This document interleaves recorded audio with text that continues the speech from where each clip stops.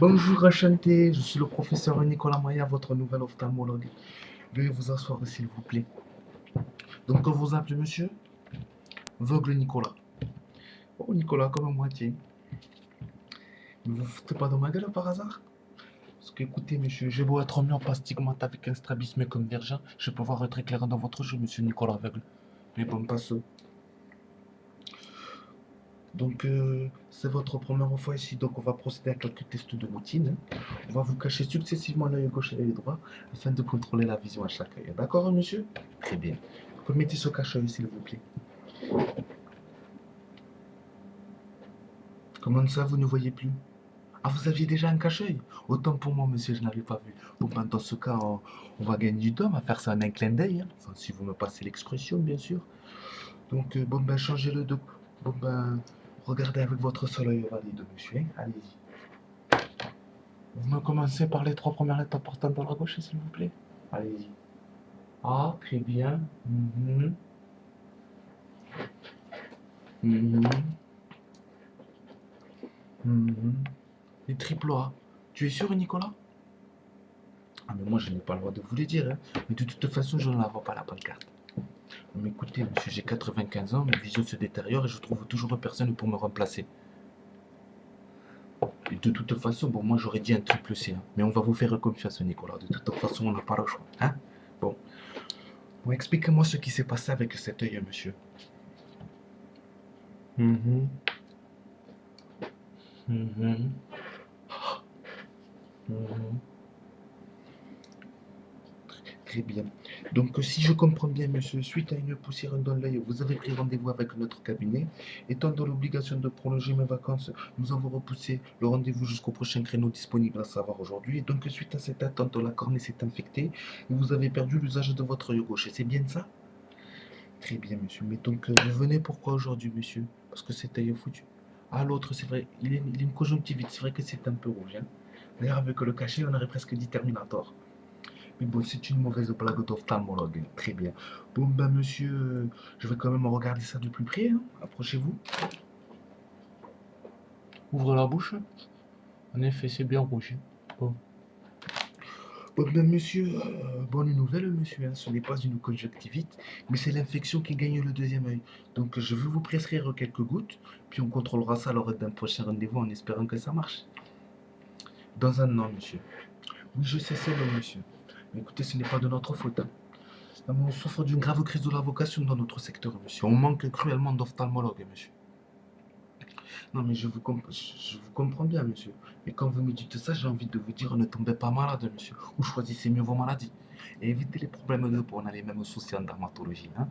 On manque de tout. D'accord, monsieur? Très bien. Bon, mais sinon, monsieur, je peux toujours vous proposer une solution pour raccourcir les délais si vous voulez. Hein. C'est en 2 phases. Donc laissez-moi vous expliquer. Donc première phase, monsieur. Donc c'est une petite opération, hein, rien de grave, une opération pénible, 3 fois rien, une petite piqûre intrarétinienne. Donc je vous ouvre l'œil, je vous injecte un produit dans la cornée jusqu'à putréfaction complète de l'œil. On tue un œil pour en sauver un autre. C'est œil pour œil, monsieur. Non mais je vous vois paniquer, monsieur. Mais ne vous inquiétez pas, tout ça se fait sous anesthésie locale, monsieur. Et si cela peut vous rassurer, je ne suis allergique à aucun anesthésique connu. Hein. Oui, oui, c'est pour moi, monsieur l'anesthésiste. En fait, il me pique entre les 2 phalanges pour éviter tout tremblement dû à mon débit de Parkinson et ne pas occasionner des dommages collatéraux sur votre visage, monsieur. D'accord? Très bien. Donc, monsieur, par contre, pour l'anesthésiste, il va falloir attendre de 6 mois de plus. Hein. C'est monsieur, oui, ben, on manque de tout, on manque de tout. Après, monsieur, si vous êtes pressé, donc, genre, on peut faire l'opération tout de suite. Hein. Bon, je me doutais de votre réponse. Donc, laissez-moi vous expliquer la deuxième phase, monsieur. Donc, monsieur, après que le produit est agi, vous êtes complètement défiguré. Et là, monsieur, vous rentrez dans le domaine de compétences de la chirurgie esthétique. Alléluia, monsieur. Ah là, monsieur, en 2 jours, vous êtes sur le billard avec un nouveau visage. Ah, ils n'ont pas les mêmes problèmes que nous, c'est sûr. Ah, ils sont beaucoup moins occupés. Ah, ils ont même le temps de faire de la télé-réalité, vous avez dû voir. Où on transforme complètement les gens, oui. Dans Ben Guigui, on vous fait une Catherine Barma, monsieur. Oui. Ou je pense que l'exemple le plus criant des avancées de la chirurgie esthétique, monsieur, ce sont les frères Bogdanov.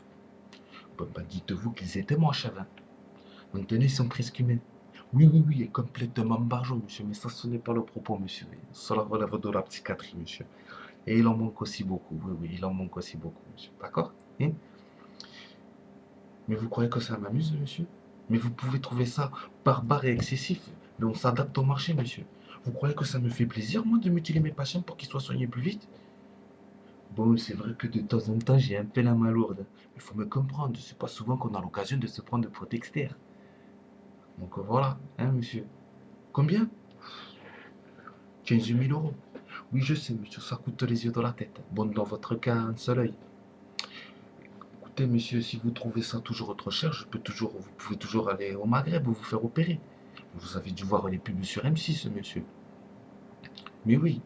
Par contre, attention là-bas, monsieur. Ah, je vous prie, ah, c'est comme au souk, hein.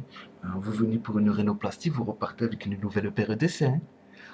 Ils sont roublards, ah oui, ils sont un peu roublards, hein. Moi, il y a une semaine, j'ai orienté un patient vers un plasticien marocain. Bah, il était borgne comme vous, oui, on lui a posé un œil de verre. Bon, ben, le borgne n'est plus le roi au pays des aveugles, hein, mais un concitoyen comme les autres. Ils se sont trompés d'œil, oui. Mais l'opération est un demi-succès, il est toujours en vie. Hein. Mais avant toute chose, monsieur, vous allez me signer cette décharge, s'il vous plaît? Ne lisez pas, ne lisez pas. Touchez là, monsieur, c'est en braille, c'est en braille. Ah, on n'est jamais trop prévoyant. Vous voyez le petit relief là? Voilà.